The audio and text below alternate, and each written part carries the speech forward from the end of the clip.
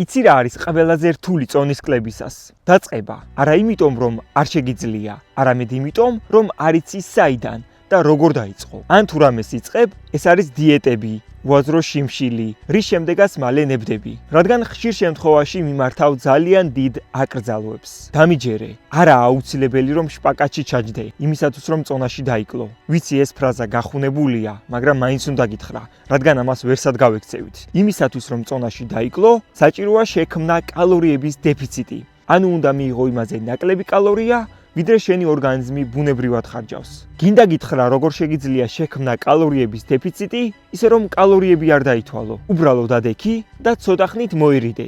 ტკბილეულს, ცომეულს, გაზიანებს და ხშირ წახემსებებს. ჭამე 2-3 ჯერ და გააკეთე 16 საათიანი ან 18 საათიანი ინტერვალური შიმშილი. სადაც 16 საათიანი შემთხვევაში გექნება 8 საათიანი კვების ფანჯარა და 18 საათიანი შემთხვევაში გექნება 6 საათიანი კვების ფანჯარა. თუ გინდა რომ ეს პროცესი დაიწყო ისე, რომ არ შეგეშინდეს და არ დანებდე პირველივე კვირაში, მომწერე Instagram-ზე და ჩავნიშნოთ ვიდეო ზარით გასაუბრება.